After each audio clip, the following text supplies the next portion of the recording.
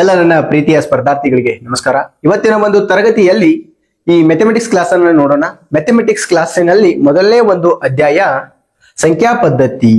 ಈ ಸಂಖ್ಯಾ ಪದ್ಧತಿಯನ್ನು ನಾವು ಇಂಗ್ಲಿಷ್ ನಲ್ಲಿ ನಂಬರ್ ಸಿಸ್ಟಮ್ ಅಂತ ಕರಿತೀವಿ. ಈ ನಂಬರ್ ಸಿಸ್ಟಮ್ ನಲ್ಲಿ ನಾವು ಮೊದಲು ಸ್ವಾಭಾವಿಕ ಸಂಖ್ಯೆಗಳನ್ನ ಕಲಿಯೋಣ. ನಂತರ ಪೂರ್ಣ ಸಂಖ್ಯೆಗಳಾಗಿರ್ಬೋದು, ಅಪೂರ್ಣಾಂಕ ಸಂಖ್ಯೆಗಳಾಗಿರ್ಬೋದು, ಮತ್ತೆ ಭಾಗಲಬ್ಧ ಸಂಖ್ಯೆಗಳು, ಅಭಾಗಲಬ್ಧ ಸಂಖ್ಯೆಗಳು, ಸಮ ಸಂಖ್ಯೆಗಳು, ಬೆಸ ಸಂಖ್ಯೆಗಳು, ಅವಿಭಾಜ್ಯ ಸಂಖ್ಯೆಗಳನ್ನ ಈ ರೀತಿ ಕಲ್ಕೋತಾ ಹೋಗೋಣ. ಮೊದಲನೇದಾಗಿ ಯಾವ್ದು ನೋಡೋಣ ಅಂದ್ರೆ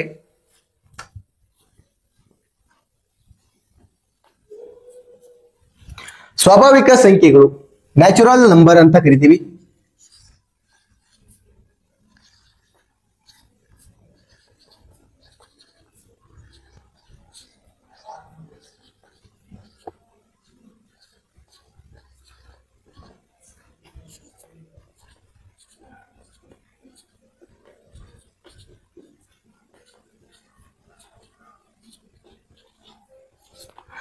ಸ್ವಾಭಾವಿಕ ಸಂಖ್ಯೆಗಳಿಗೆ ನಾವು ಇಂಗ್ಲಿಷ್ ನಲ್ಲಿ ಏನಂತ ಕರಿತೀವಿ? ನ್ಯಾಚುರಲ್ ನಂಬರ್ ಅಂತ ಕರಿತೀವಿ. ಸ್ವಾಭಾವಿಕ ಸಂಖ್ಯೆಗಳನ್ನು ಗೊತ್ತಿರ್ಬೇಕಾದ್ರೆ ಹೆಂಗಂದ್ರೆ ನಾವು ಜೀರೋವನ್ನ ಬರೆಯಲ್ಲ. ಇಲ್ಲಿ ಒಂದರಿಂದ ಮುಂದಿನ ಸಂಖ್ಯೆಗಳನ್ನ ನಾವು ಸ್ವಾಭಾವಿಕ ಸಂಖ್ಯೆಗಳಂತ ಕರಿತೀವಿ. 1 2 3 4 5 ಈ ರೀತಿ ಮುಂದಿನ ಸಂಖ್ಯೆಗಳನ್ನ ನಾವು ಏನಂತ ಕರಿತೀವಿ? ಸ್ವಾಭಾವಿಕ ಸಂಖ್ಯೆಗಳಂತ ಕರಿತೀವಿ. ಪೂರ್ಣ ಸಂಖ್ಯೆಗಳು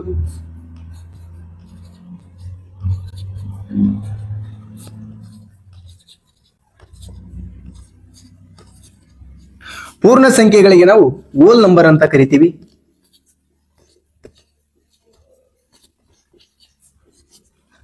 ಪೂರ್ಣ ಸಂಖ್ಯೆಗಳು ಅಂದ್ರೆ ಎಲ್ಲಿಂದ? 0 ಇಂದ ಪೂರ್ತಿ ಮುಂದಿನ ಸಂಖ್ಯೆಗಳನ್ನ ನಾವು ಪೂರ್ಣ ಸಂಖ್ಯೆಗಳು ಅಂತ ಕರಿತೀವಿ. ಇವುಗಳನ್ನ ಪೂರ್ಣ ಸಂಖ್ಯೆಗಳಂತ ಕರಿತೀವಿ. ನೆಕ್ಸ್ಟ್ ನೋಡ್ರಿ, ಪೂರ್ಣಾಂಕ ಸಂಖ್ಯೆಗಳು ಅಂದ್ರೆ ಏನು?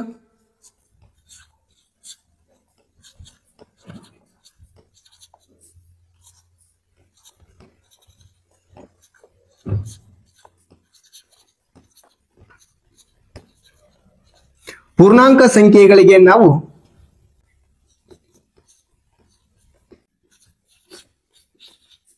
ಇಂಟಿಗೇರ್ ನಂಬರ್ ಅಂತ ಕರಿತೀವಿ. ನೋಡ್ರಲ್ಲಿ, ಈ ಪೂರ್ಣಾಂಕ ಸಂಖ್ಯೆಗಳಂತ ಎಲ್ಲಿಂದ ಕರಿತೀವಿ ಅಂದ್ರೆ, ಯಾಕೆ ಅಂದ್ರೆ ಯಾವ ಸಂಖ್ಯೆಗೆ ಕರಿತೀವಿ ಅಂದ್ರೆ ನಾವು ಇಲ್ಲಿ ಮೈನಸ್ ಇಂದ ಹಿಡಿದು ಮುಂದಿನ ಸಂಖ್ಯೆಗಳನ್ನ ನಾವು ಪೂರ್ಣಾಂಕ ಸಂಖ್ಯೆಗಳು ಅಂತ ಕರಿತೀವಿ. ನೋಡ್ಬೋದು, -5 -4 -3 -2 -1 0 1 2 3 4 5 ಅದೇ ರೀತಿ ಈ ರೀತಿ ಮುಂದಿನ ಸಂಖ್ಯೆಗಳಿಗೆ ನಾವು ಪೂರ್ಣಾಂಕ ಸಂಖ್ಯೆಗಳು ಅಂತ ಕರಿತೀವಿ. ಇನ್ನ ನೆಕ್ಸ್ಟ್ ಯಾವ್ದು ನೋಡೋಣಪ್ಪ ಅಂದ್ರೆ ಭಾಗಲಬ್ಧ ಸಂಖ್ಯೆಗಳನ್ನು ನೋಡೋಣ. ಈಗ ಭಾಗಲಬ್ಧ ಸಂಖ್ಯೆಗಳನ್ನು ನೋಡೋಣ. ರೇಷನಲ್ ನಂಬರ್,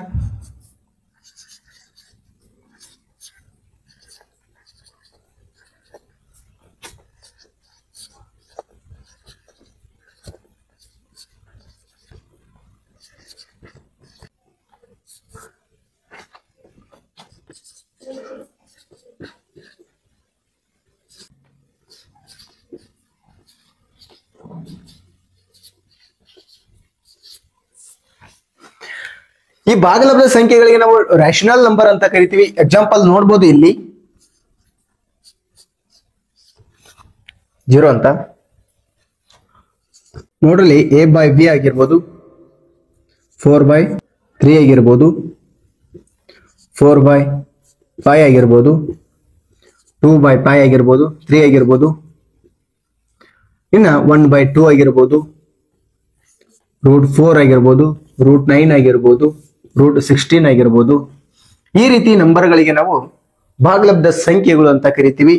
ಇನ್ನ ಅಭಾಗಲಬ್ಧ ಸಂಖ್ಯೆಗಳು ಯಾವುವು?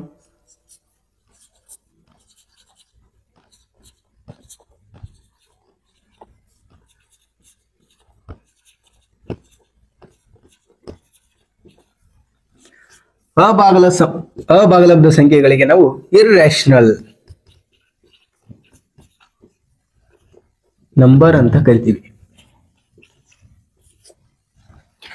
ಅಭಾಗಲಬ್ಧ ಸಂಖ್ಯೆಗಳು ಅಂದ್ರೆ ಯಾವುವು? √2 ಆಗಿರ್ಬೋದು, √3 ಆಗಿರ್ಬೋದು, √7 ಆಗಿರ್ಬೋದು, √11 ಆಗಿರ್ಬೋದು. ಇನ್ನ 5 ಒಂದನ್ನ ನಾವು ಅಭಾಗಲಬ್ಧ ಸಂಖ್ಯೆಗಳು ಅಂತ ಕರಿತೀವಿ. ಈ ಸಂಖ್ಯೆಗಳನ್ನ ನಾವು ಏನಂತ ಕರಿತೀವಿ? ಅಭಾಗಲಬ್ಧ ಸಂಖ್ಯೆಗಳನ್ನ ಕರಿತೀವಿ. ಇನ್ನ ಸಮಸಂಖ್ಯೆಗಳು ಮತ್ತು ಬೆಸ ಸಂಖ್ಯೆಗಳನ್ನ ನೆಕ್ಸ್ಟ್ ಸ್ಲೈಡ್ ಅಲ್ಲಿ ನೋಡೋಣ. ಸಮಸಂಖ್ಯೆಗಳನ್ನ ನೋಡ್ರಿ ಸ್ನೇಹಿತರೆ. ಈಗ ಸಮಸಂಖ್ಯೆಗಳು ನಿಮಗೆ ಆಲ್ಮೋಸ್ಟ್ ಗೊತ್ತಿದೆ, ಇರ್ಲಿ.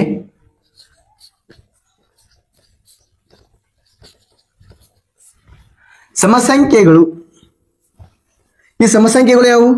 2, 4, 6, 8, 10, 12 ಇವುಗಳಿಗೆ ನಾವು ಸಮಸಂಖ್ಯೆಗಳು ಅಂತ ಕರಿತೀವಿ. ಇನ್ನ ಬೆಸ ಸಂಖ್ಯೆಗಳು ಯಾವುವು?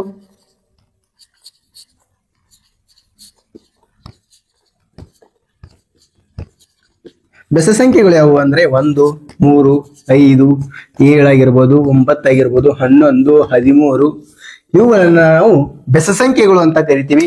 ಇನ್ನ ಅವಿಭಾಜ್ಯ ಸಂಖ್ಯೆಗಳನ್ನ ನೋಡೋಣ. 100 ತನ ಅವಿಭಾಜ್ಯ ಸಂಖ್ಯೆಗಳು ಎಷ್ಟು ಬರುತ್ತವೆ ಅಂತ ನೋಡೋಣ. ಇಲ್ಲಿ ಅವಿಭಾಜ್ಯ ಸಂಖ್ಯೆಗಳನ್ನು ನೋಡ್ರಿ. ಅವಿಭಾಜ್ಯ ಸಂಖ್ಯೆಗಳು ಯಾವುವು? ಎಷ್ಟು ಅವಿಭಾಜ್ಯ ಸಂಖ್ಯೆಗಳಿವೆ? ಇಲ್ಲಿ 100ರ ಬಗ್ಗೆ ನಾವು ಅವಿಭಾಜ್ಯ ಸಂಖ್ಯೆಗಳನ್ನು ನೋಡಿದೀವಿ. ಅವಿಭಾಜ್ಯ ಸಂಖ್ಯೆಗಳು 2, 3, 5, 7, 11, 13, 17, 19, 23, 29, 31, 37, 41,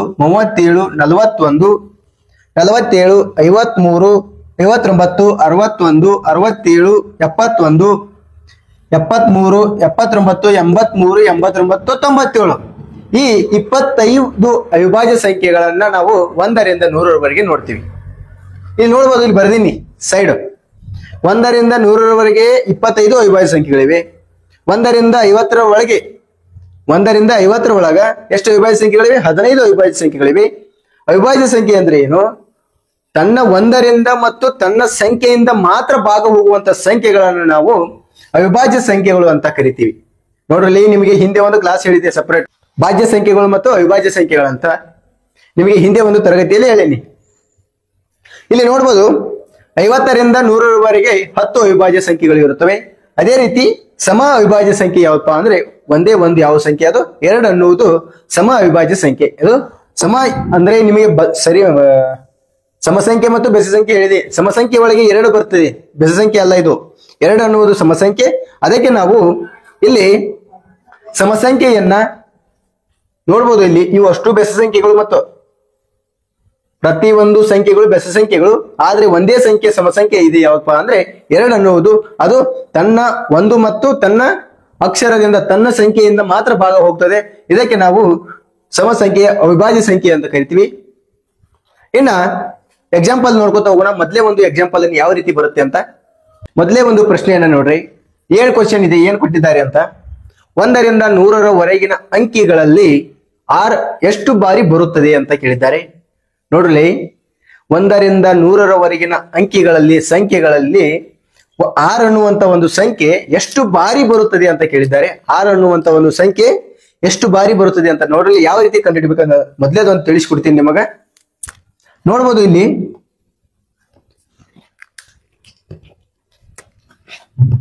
1, 2, 3, 4, 5, 6 ಇನ್ನ 7, 8, 9, 10 ಈಗ ಎಷ್ಟು ಬಂದು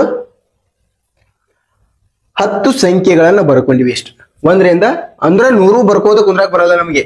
ಈ 100 ಬರೆಯೋದಕ್ಕಿಂತ ನಾವು ಟ್ರಿಕ್ಸ್ ಯೂಸ್ ಮಾಡ್ಬೇಕು. ಯಾವ ರೀತಿ ಯೂಸ್ ಮಾಡ್ಬೇಕಂದ್ರೆ, ಈಗ 1ರಿಂದ 10 ತನ ಬರ್ಕೊಂಡ್ರಿ, ಈ ಇಷ್ಟು ಬರ್ಕೊಲ್ಲ ಇವನ. ಇಲ್ಲಿ 6 ಅನ್ನೋದು ಬರ್ತೈತೆ 1ರಿಂದ 5 ತನ? ಇಲ್ಲ, ಬರಲ್ಲ. 7ರಿಂದ 10 ತನ ಇಲ್ಲ. ನಾವು 6 ಅನ್ನೋದು ಒಂದು ಬರೆದ್ ಬಿಡುದು. ಇಲ್ಲಿ ನಿಮಗೆ ಕನ್ಫ್ಯೂಸ್ ಆಗ್ಬಿಡೋದನ್ನ ನಾವು ಬರ್ದಿದ್ದೀನಿ ಈಗ ಸ್ಟಾರ್ಟಿಂಗ್. ಇಲ್ಲಿ ನೋಡ್ಬೋದು, ಇಲ್ಲಿ 11, 12, 13, 14, 15, 16 ಎಷ್ಟಾಕೈತಿ? ಇಲ್ಲಿ 26, 36, 46, 56, 66, 76, 86 ಇನ್ನೆಷ್ಟು ಮುಂದೆ ಇಲ್ಲಿ ತಳ ಬರಲ್ಲ, ಇಲ್ಲಿ ಬರ್ತೀನಿ 96 ಮುಂದೆ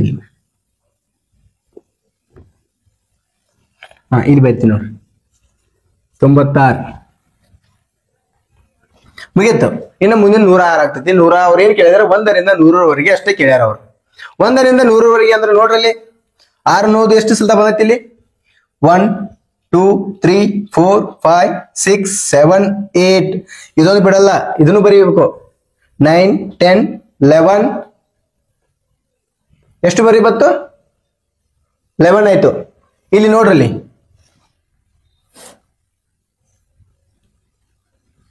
ಇಲ್ಲಿ 60 ಅನ್ನುವುದು ಒಂದು ಬರಿತೀರಲ್ಲ, ಇಲ್ಲಿ ಈ ಸಂಖ್ಯೆ ನೋಡ್ರಿ 57 58 59 60 ಬರಿತೀರಿ.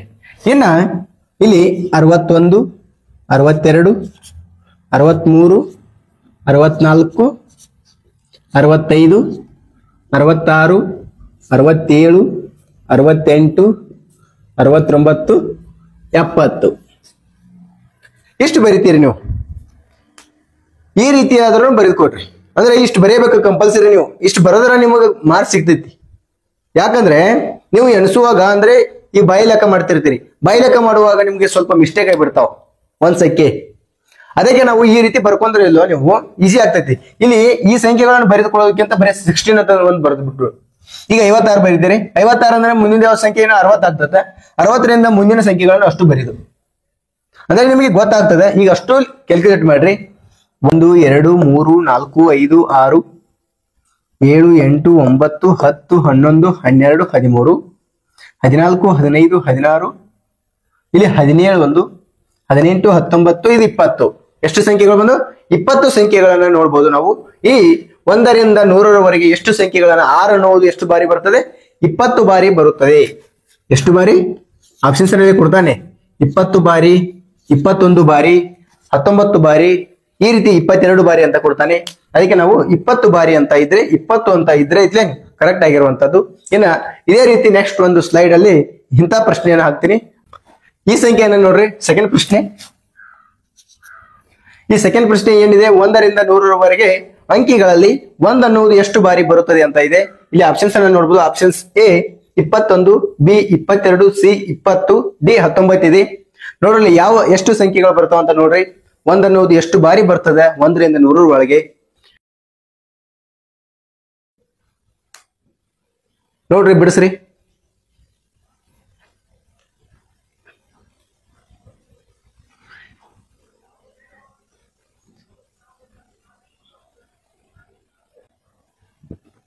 ನೋಡ್ರಲ್ಲಿ ಬಿಡಿಸ್ತೀನಿ. ಮೊದಲು 1 ರಿಂದ ಬರೀರಿ. 1 ರಿಂದ ನೀವು ಮುಂದಿನ ಸಂಖ್ಯೆಗಳನ್ನು ಬರೀತೀರಿ 10 ತನ. ಈ ಮುಂದಿನ ಸಂಖ್ಯೆಗಳಲ್ಲಿ ನಮಗೆ 1 ಅನ್ನೋದು ಯಾವುದು ಬರೋಲ್ಲ. ಇಲ್ಲಿ 10 ಅನ್ನೋದು ಬರ್ತೈತಿ ನಮಗೆ. 2 3 4 5 6 7 8 9 10 ಇಲ್ಲಿ 1 ಅನ್ನೋದು ಬಂತು 10 ತನ. ಇಲ್ಲಿ ಮುಂದೆ ನೋಡ್ರಿ 11 ಆಗಿರ್ಬೋದು, 12 13 14 15 16 17 18 19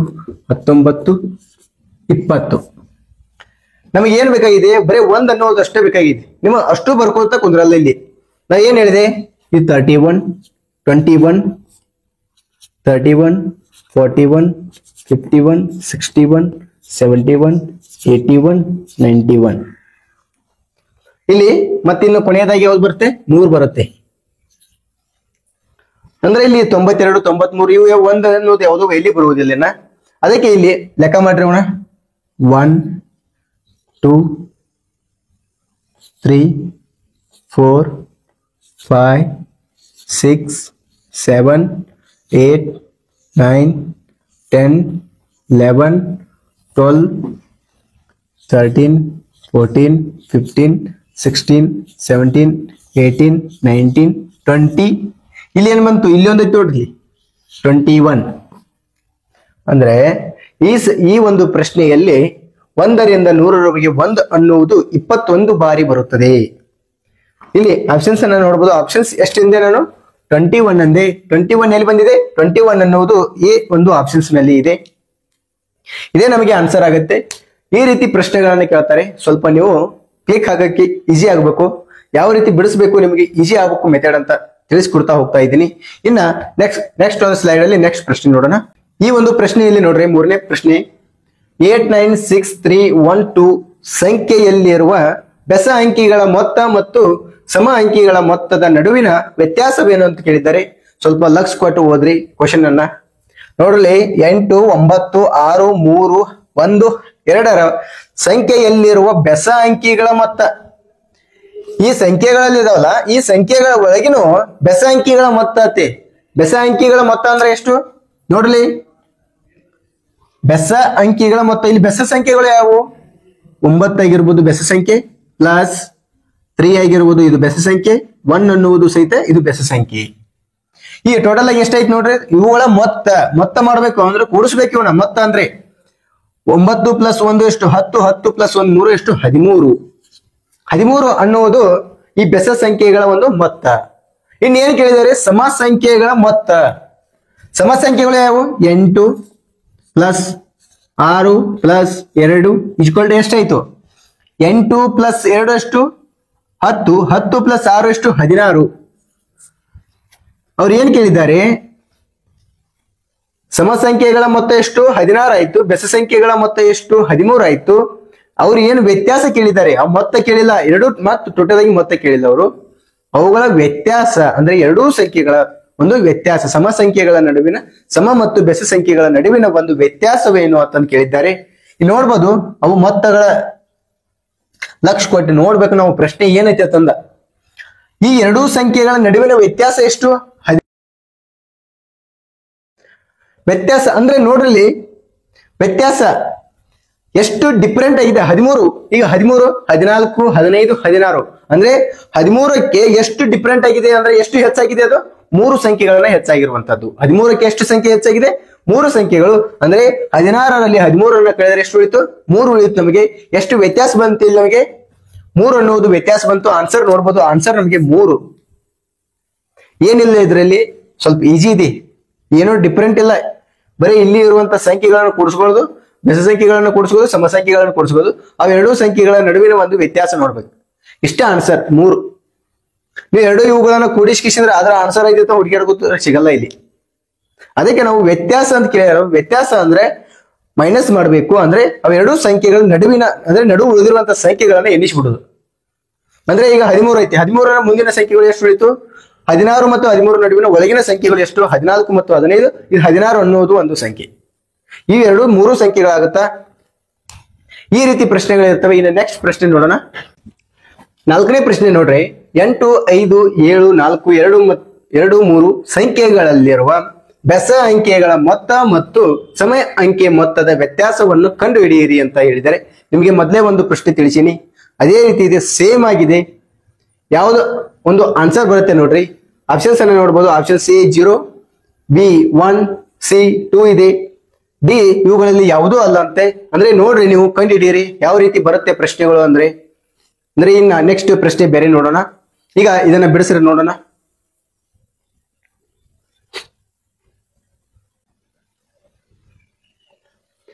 ನೋಡೋರು ಇಲ್ಲಿ ಸ್ನೇಹಿತರೆ, ಪ್ರಶ್ನೆ ನೋಡ್ರಿ, ಇಲ್ಲಿ ಏನ್ ಹೇಳಿದೆ? 8+ ಅವರು ಫಸ್ಟಿಗೆ ಬೆಸ ಅಂಕೆಗಳನ್ನು ತಗೋರಿ, ಇಲ್ಲ ಸಮ ಅಂಕೆಗಳನ್ನ ತಗೋರಿ, ಯಾವ್ದು ಬೇಕಾದ್ ತಗೋರಿ. ನೀವು ಬೆಸ ಈ ಸಮ ಅಂಕೆಗಳನ್ನ ತಗೋರಿ. ನೋಡ್ರಿ 8, 4 + 2 ಎಷ್ಟಾಕೈತಿ? 8 + 2 ಎಷ್ಟು 10, 10 + 4 ಎಷ್ಟು 14.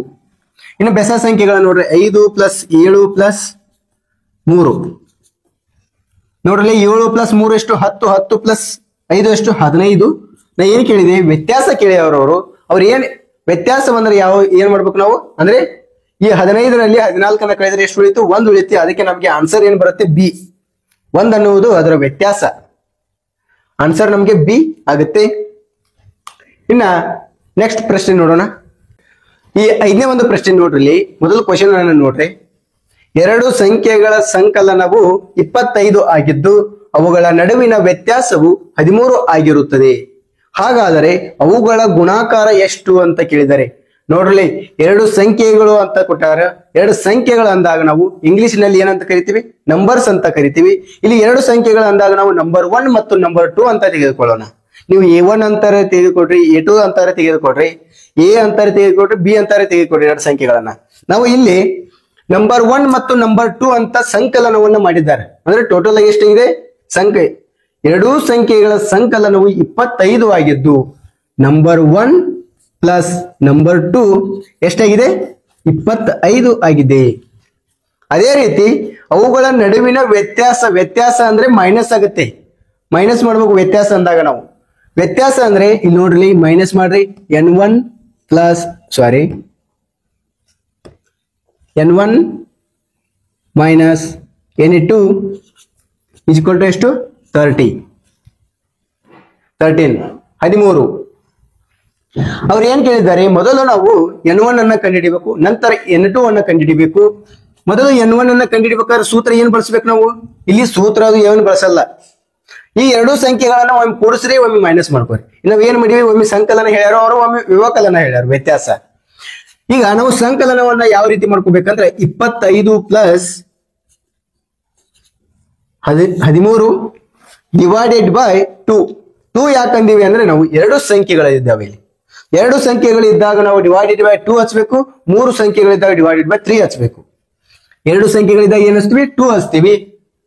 ನೋಡ್ರಿ, n2 ಅನ್ನ ಅದೇ ರೀತಿ ಬರೆದುಕೊಡ್ರಿ. ಇಲ್ಲಿ ಏನು ವ್ಯತ್ಯಾಸ ಹೇಳಿದ್ದಾರೆ, n2 ಅನ್ನ ವ್ಯತ್ಯಾಸ ಮಾಡ್ಕೋಬೇಕು ನಾವು. 25 ಮೈನಸ್ 13 2 ಡಿವೈಡೆಡ್ ಬೈ 2. ಇಲ್ಲಿ ನೋಡ್ರಿ, ಇವುಗಳನ್ನ ಕೂಡಿಸ್ರೆ ಎಷ್ಟು, 25 ಪ್ಲಸ್ 13 ಎಷ್ಟು, 20 ಪ್ಲಸ್ 10 ಎಷ್ಟು, 30. 30 ಪ್ಲಸ್ 8 ಎಷ್ಟು, 38 ಡಿವೈಡೆಡ್ ಬೈ 2. ಅದೇ ರೀತಿ ಇದನ್ನ ನೋಡ್ರಿ, 25ರಲ್ಲಿ 13 ಕಳೀರಿ, 5ರ 3 ಕಳೆದ್ರೆ ಎಷ್ಟು, 2. 2ರಲ್ಲಿ 1 ಕಳೆದ್ರೆ ಎಷ್ಟು, 1 ಉಳಿಯುತ್ತೆ, ಡಿವೈಡೆಡ್ ಬೈ 2. ಇವುಗಳನ್ನ ಕಟ್ತಾ ಬಿಡ್ರಿ, 2 ಒಂದ್ಲೆ 1 ಉಳಿಯತ್ತು, 18 ಆಯ್ತು. 18 ಆದಾಗ ನಾವು 2 18 ಅಂತ ಕರಿತೀವಿ. ನೋಡ್ರಿ ಎಷ್ಟು ಬಂತಿದು, 19. ಇದನ್ನ ಕಟ್ತಾ ಬಿಡ್ರಿ, 2 ಒಂದ್ಲೆ 2 ಆರ್ಲೆ 12. ಅವ್ರು ಏನ್ ಕೇಳಿದ್ದಾರೆ, ಈ ಎರಡೂ ಸಂಖ್ಯೆಗಳನ್ನ ನಮಗೆ ಕಂಡು ಹಿಡಿದಿವಿ. ಈ ಎರಡೂ ಸಂಖ್ಯೆಗಳನ್ನ ಕಂಡು ಹಿಡಿದ ನಂತರ ಏನ್ ಕೇಳಿದ್ದಾರೆ ಅವರು, ಗುಣಾಕಾರ ಅಂತ ಕೇಳಿದ್ದಾರೆ. ಈ ಎರಡೂ ಸಂಖ್ಯೆಗಳ ಗುಣಾಕಾರ ಮಾಡ್ರಿ. 9 5 45, 9 6 54, 6 1 6, 6 ಪ್ಲಸ್ 5 ಎಷ್ಟು, 11. ಎಷ್ಟಾಗೈತೆ ನಮ್ಗೆ ಆನ್ಸರ್, 114 ಬರ್ತೈತಿ. 114 ಆಪ್ಷನ್ಸ್ ನೋಡಬಹುದು. 114 ಅನ್ನೋದು ಆಪ್ಷನ್ಸ್ ಬಿ ಕರೆಕ್ಟ್ ಆಗಿರುವಂತದ್ದು. ಇನ್ನೇನು ಹೇಳ್ತೀನಿ ನೋಡ್ರಲ್ಲಿ, ನಾವು ಎರಡು ಸಂಖ್ಯೆಗಳಂದಾಗ ಇಲ್ಲಿ ನಂಬರ್ 1 ಮತ್ತು ನಂಬರ್ 2 ಮಾಡ್ಕೊಂಡು 25 ಅನ್ನುವುದು ಸಂಕಲನವನ್ನು ಹೇಳ್ಯಾರು, ಒಮ್ಮೆ ವ್ಯತ್ಯಾಸ ಹೇಳ್ಯಾರು. ವ್ಯತ್ಯಾಸ ಅಂದಾಗ ನಾವು ಮೈನಸ್ ಮಾಡ್ಕೋಬೇಕು. ಇಲ್ಲಿ ಮಾಡ್ಕೊಂಡೀನಿ, ಒಮ್ಮೆ ಪ್ಲಸ್ ಮಾಡ್ಕೊಂಡಿನಿ, ಒಮ್ಮೆ ಮೈನಸ್ ಇದೆ. ಪ್ಲಸ್ ಅಂದಾಗ ಸಂಕಲನ ಅಂದಾಗ ಎಷ್ಟು ಕೊಟ್ಟಾರು, 25 ಕೊಟ್ಟಾರು. ವ್ಯವಕಲನ ಅಂದಾಗ ನಮ್ಗೆ ವ್ಯತ್ಯಾಸ ಅಂದಾಗ 13 ಇದೆ. ಒಮ್ಮೆ n1 ಕಂಡುಹಿಡಿಬೇಕು, ಒಮ್ಮೆ n2 ಕಂಡುಹಿಡಿಬೇಕು. n1 ಅನ್ನ ಒಮ್ಮೆ ಸಂಕಲನದಾಗ ಕಂಡುಹಿಡಿಯೋಣ, n2 ಅನ್ನ ಒಂದು ಮೈನಸ್ ದಾಗ ಕಂಡುಹಿಡಿಯೋಣ. ಇಲ್ಲಿ ಎರಡು ಸಂಖ್ಯೆಗಳು 25 ಪ್ಲಸ್ 30 ಡಿವೈಡೆಡ್ ಬೈ 2 ಯಾಕಂದ್ರೆ ಎರಡು ಸಂಖ್ಯೆಗಳಿವೆ. ಅದೇ ರೀತಿ n2 ಅನ್ನ 25 ಮೈನಸ್ 13 ಡಿವೈಡೆಡ್ ಬೈ 2 ಆಗುತ್ತೆ. ಇಲ್ಲಿ ನೋಡ್ರಿ, ನೆಕ್ಸ್ಟ್ ಇದು 25 ಪ್ಲಸ್ 13 ಎಷ್ಟು, 38 ಆಗುತ್ತೆ, ಡಿವೈಡೆಡ್ ಬೈ 2. ಅಂದ್ರೆ ಇವೆರಡು ಕಡ್ತಾ ಹೊಡೆದ್ರೆ ಎಷ್ಟಾಗುತ್ತೆ, 19 ಬರುತ್ತೆ. ಅದೇ ರೀತಿ ಈ ಎರಡೂ ಸಂಖ್ಯೆಗಳನ್ನ ಕಡ್ತಾ ಹೊಡೆದ್ರೆ ನಮಗೆ 6 ಬರುತ್ತೆ. 19 ಇಂಟು 6 ಅನ್ನ ಗುಣಾಕಾರ ಮಾಡಿದಾಗ ನಮಗೆ 114 ಬರುತ್ತದೆ. ಆನ್ಸರ್ ಇಷ್ಟೇ. ಸ್ವಲ್ಪ ನೀವು ದಿನನಿತ್ಯ ಪ್ರಾಕ್ಟೀಸ್ ಮಾಡ್ರೆ ಬರ್ತೈತಿ, ಏನಿಲ್ಲ, ಈಸಿ ಇದೆ. ಇನ್ ನೆಕ್ಸ್ಟ್ ಪ್ರಶ್ನೆ ನೋಡೋಣ. ನೋಡ್ರಲ್ಲಿ ಸ್ನೇಹಿತರೆ, ಪ್ರಶ್ನೆ ಹೋದ್ರೆ ಇದೇ ಪ್ರಶ್ನೆ. ಎರಡು ಸಂಖ್ಯೆಗಳ ಸಂಕಲನವು 46 ಆಗಿದ್ದು ಅವುಗಳ ನಡುವಿನ ವ್ಯತ್ಯಾಸವು 14 ಆಗಿರುತ್ತದೆ. ಹಾಗಾದರೆ ಅವುಗಳ ನಡುವಿನ ಗುಣಾಕಾರ ಅಂತ ಕೇಳಿದ್ದಾರೆ. ಅವುಗಳ ಗುಣಾಕಾರ ನೋಡ್ರಲ್ಲಿ ನಿಮಗೆ ಸೇಮ್ ಆಗಿದೆ. ಅದೇನು ಬಿಡಿಸಿದಲ್ಲ ಹಿಂದಿನ ಒಂದು ಸ್ಲೈಡ್ ಅಲ್ಲಿ, ಅದೇ ರೀತಿ ಸೇಮ್ ಆಗಿದೆ. ಒಂದಿಷ್ಟು ಬಿಡಿಸ್ರೆ ನೋಡೋಣ.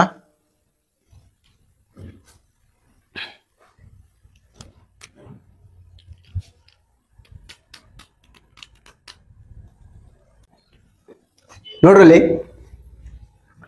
ಏನ್ ಹೇಳಿದೆ ನಿಮಗೆ, ಎರಡು ಸಂಖ್ಯೆಗಳಂದಾಗ ನಾವು n1 ಮತ್ತು n2 ಅನ್ನು ತೆಗೆದುಕೊಡ್ರಿ. n1 ಪ್ಲಸ್ n2 ಅವ್ರು ಏನ್ ಕೇಳಿದ್ದಾರೆ, ಸಂಕಲನವನ್ನು ಕೇಳಿದ್ದಾರೆ. ಎಷ್ಟಿದೆ, 46 ಇದೆ. ಇನ್ನ n1 ಮೈನಸ್ n2 ಎಷ್ಟಾಗುತ್ತೆ, 14 ಇದೆ.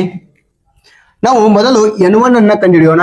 n1 ಅನ್ನ ನಾವು 46 ಪ್ಲಸ್ 14 ಡಿವೈಡೆಡ್ ಬೈ 2 ಯಾಕೆಂದ್ರೆ ಎರಡು ಸಂಖ್ಯೆಗಳಿವೆ. ಇಲ್ಲಿ 40 ಪ್ಲಸ್ 10 ಎಷ್ಟು, 50. 50 ಪ್ಲಸ್ ಇದು 10 ಎಷ್ಟು, 60 ಡಿವೈಡೆಡ್ ಬೈ 2. ಇಲ್ಲಿ ನೋಡ್ರಿ, ಮೊದಲು ನಾವು ಈ ಬಿಡಿ ಮತ್ತು 10ರ ಸ್ಥಾನವನ್ನು ಕಂಡುಹಿಡಿಬೇಕು. ಯಾಕೆಂದ್ರೆ ಇಲ್ಲಿ ಇದು 4 ಪ್ಲಸ್ 1 ಎಷ್ಟು 5, ಇದು 40 ಪ್ಲಸ್ ಇದು 10 ಎಷ್ಟು 50 ಆಯ್ತು. ಇದು 6 ಪ್ಲಸ್ 4 ಎಷ್ಟು 10, ಅಂದ್ರೆ 50 ಪ್ಲಸ್ 10 ಎಷ್ಟು 60 ಆಯ್ತು. 60 ಡಿವೈಡೆಡ್ ಬೈ 2 ಆಯ್ತು. ಇಲ್ಲಿ ನೋಡ್ರಿ 6 2 ಒಂದ್ಲೆ 2 ಮೂರ್ಲೆ 6, ಇದು 0 ಅಂದ್ರೆ ಎಷ್ಟು ಬಂತು 30 ಬಂತು. ಅದೇ ರೀತಿ n2 ಏನು ಬರುತ್ತೆ 46 ಮೈನಸ್ 14 ಡಿವೈಡೆಡ್ ಬೈ 2. 6ರಲ್ಲಿ 4 ಕಳೆದ್ರೆ ಎಷ್ಟು 2, 4ರಲ್ಲಿ 1 ಕಳೆದ್ರೆ ಎಷ್ಟು 3 ಡಿವೈಡೆಡ್ ಬೈ 2. 2 ಒಂದ್ಲೆ 12 ಆಯ್ತು. 2 6ಲೆ 12 ಎಷ್ಟು ಬಂತು ನಮಗೆ 16 ಬಂತು. ಅವ್ರು ಏನ್ ಕೇಳಿದ್ದಾರೆ ಗುಣಾಕಾರ ಕೇಳಿದ್ದಾರೆ. ಅವು ಎರಡೂ ಸಂಖ್ಯೆಗಳ ಗುಣಾಕಾರ ಎಷ್ಟಾಗುತ್ತೆ 13 ಇಂಟು 16. ನಾ ಏನ್ ಹೇಳಿದೆ ನಿಮ್ಗೆ ಅಂದ್ರೆ ಈ ಎರಡು ಸಂಖ್ಯೆಗಳಿದ್ದಾಗ ಗುಣಾಕಾರ ಯಾವ ರೀತಿ ಮಾಡ್ಬೇಕಂತ 6 0ಲೆ 0 ಕ್ರಾಸ್ ಆಗಿ ಮಾಡ್ರಿ. 1 ಪೂಜಿಲೆ 1 0ಲೆ 0, 6 3ಲೆ 18, 1 ಕೈಲ ಉಳಿಯಿತು. 3 ಒಂದ್ಲೆ 3, 3 ಪ್ಲಸ್ 1 ಎಷ್ಟು 4, 480 ಅನ್ನುವುದು ನಮಗೆ ಆನ್ಸರ್ ಆಗುತ್ತೆ. ನೋಡ್ಬೋದು ಇಲ್ಲಿ ಸಿ ಆಪ್ಷನ್ಸ್ ನಲ್ಲಿ ಇದೆ 480 ಇದೆ ನಮಗೆ ಆನ್ಸರ್. ಈ ರೀತಿ ಪ್ರಶ್ನೆಗಳಿರುತ್ತವೆ. ಇನ್ನ ಮುಂದಿನ ಒಂದು ತರಗತಿಯಲ್ಲಿ ನೆಕ್ಸ್ಟ್ ಕ್ಲಾಸ್ ಅನ್ನ ಮುಂದೆ ಕಂಟಿನ್ಯೂ ಮಾಡೋಣ. Thank you.